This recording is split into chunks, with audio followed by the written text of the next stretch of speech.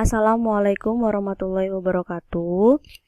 Saya di kelompok 1 akan mempresentasikan mengenai teori karir dan implikasinya dalam konseling atau teori of work adjustment. Saya Ulmasani Rusfa dan teman saya Isi Khairun Isa. Yang pertama akan dijelaskan oleh saya sendiri, yaitu mengenai pendahuluan. Pekerjaan merupakan suatu hubungan yang melibatkan dua belah pihak, baik secara individu maupun perusahaan. Dalam suatu pekerjaan, individu dapat memilih sesuai dengan kemampuan individu, baik di bidang akademik maupun non-akademik. Jadi di sini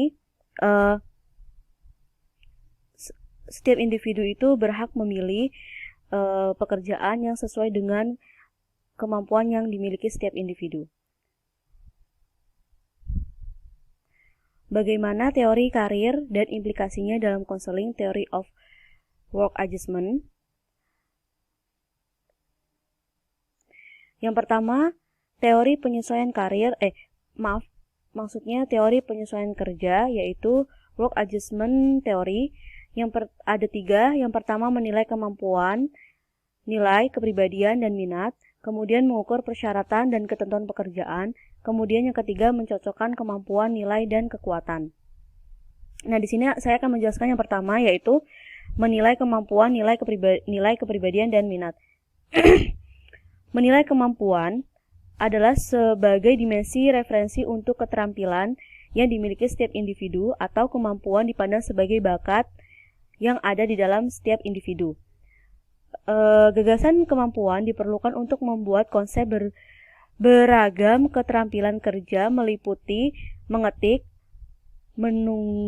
menunggu di atas meja atau menunggu, memperbaiki gizi dan mesin, merencanakan planning atau merencanakan suatu pekerjaan, atau membuat atau menjual polis asuransi.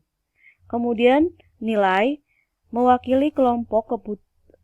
yaitu mewakili kelompok kebutuhan. Nilai-nilai dapat dijelaskan sebagai berikut, yaitu prestasi, kenyamanan, status, altruisme, keamanan, otonomi. Prestasi yaitu kemampuan seseorang atau pencapaian yang telah dilakukan oleh seseorang. Kemudian kenyamanan, dalam suatu pekerjaan, setiap individu ingin memiliki kenyamanan dalam pekerjaannya, baik dalam posisi pekerjaannya ataupun dengan lingkungan pekerjaannya. Kemudian status, yaitu pengakuan yang didapat oleh individu dari pekerjaannya, entah baik dalam pengakuan teman kerja, rekan kerja, bos, ataupun lingkungannya.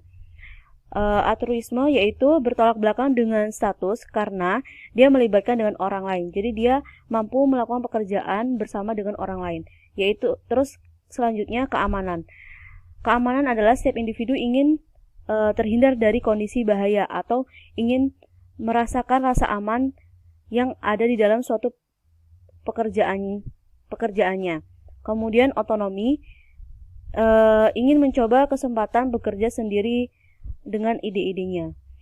Kemudian gaya kepribadian berkaitan dengan sesuatu dan nilai-nilai tertentu, berinteraksi dengan situasi pekerjaannya. Kemudian minat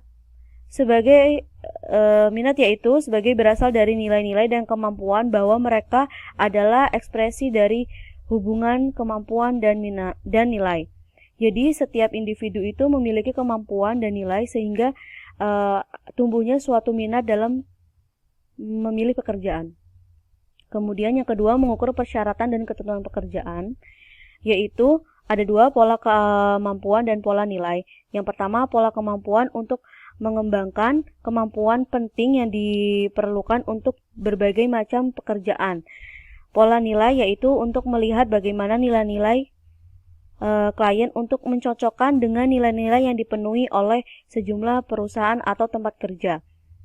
Kemudian yang ketiga, mencocokkan kemampuan, nilai, dan kekuatan, yaitu informasi penting tentang pekerjaan didapat diberikan dengan informasi tentang pola kerja dan pola penguatan kerja. slide selanjutnya, yaitu B. Konseling penyesuaian pekerjaan. Teori penyesuaian kerja juga dapat digunakan untuk menilai jenis masalah yang mungkin dimiliki individu dalam penyesuaian pekerjaannya.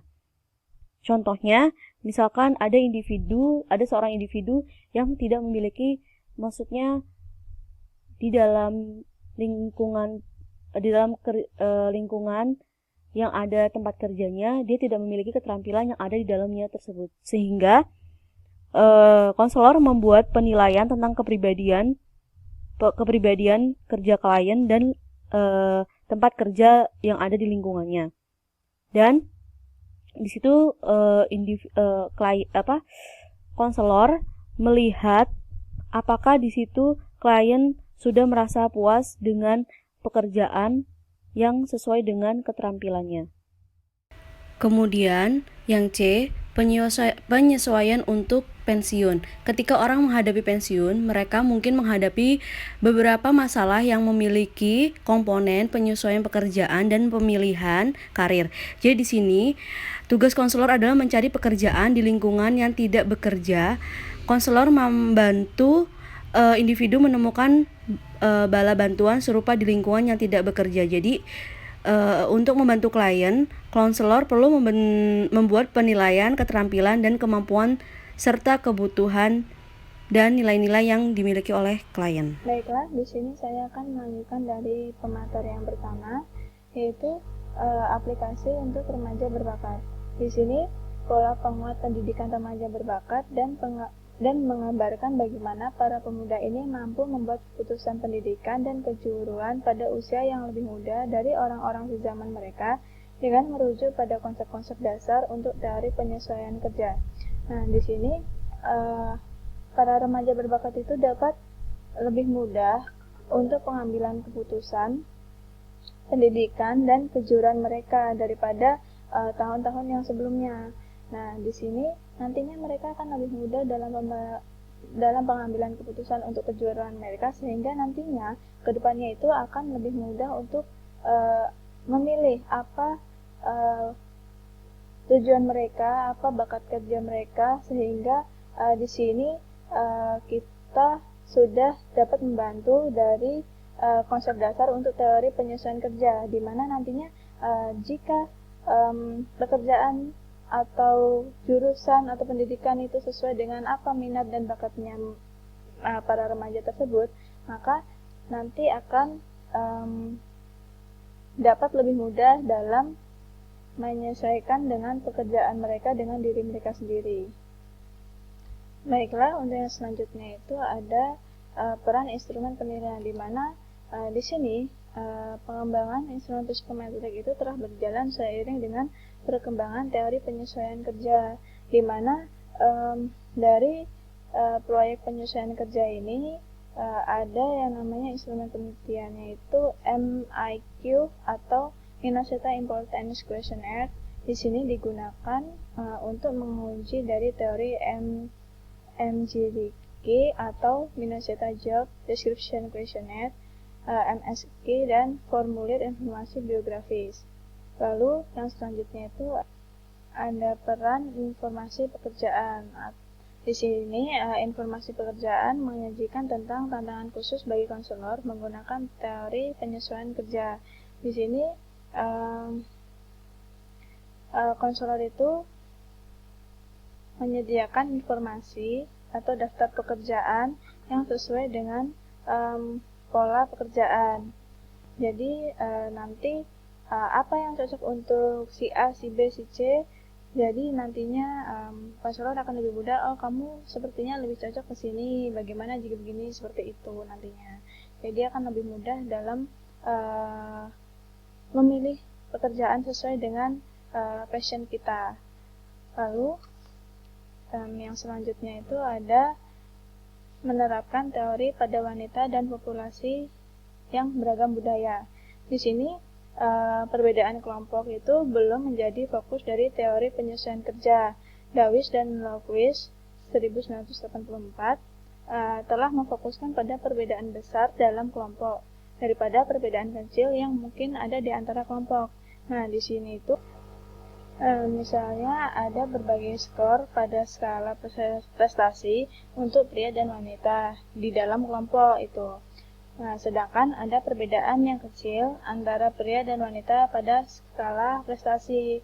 Nah, di sini tuh tidak ada belum ada teori yang fokus untuk kelompok mana, kelompok wanita atau pria seperti itu. Lalu yang selanjutnya itu ada masalah konselor. Nah, di sini baik klien dan konselor itu dapat berfungsi sebagai penguat satu sama lain, seperti halnya lingkungan kerja dapat berfungsi sebagai penguat bagi pekerja.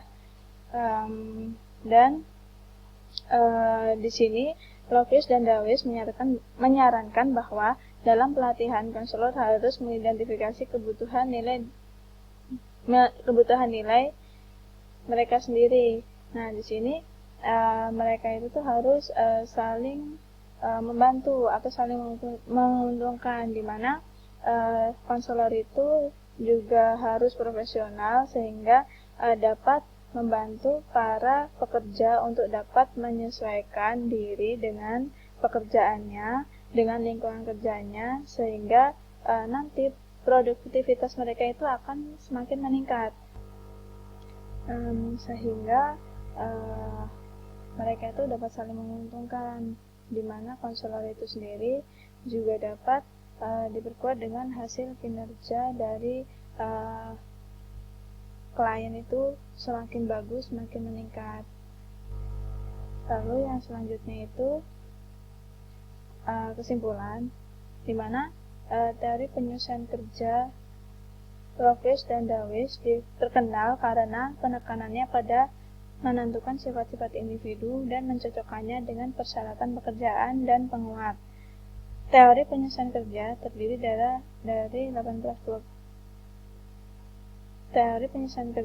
dari 18 proposisi teoritis yang telah didukung oleh penelitian. Sekian yang dapat saya sampaikan. Terima kasih telah menyimak. Wassalamualaikum warahmatullahi wabarakatuh.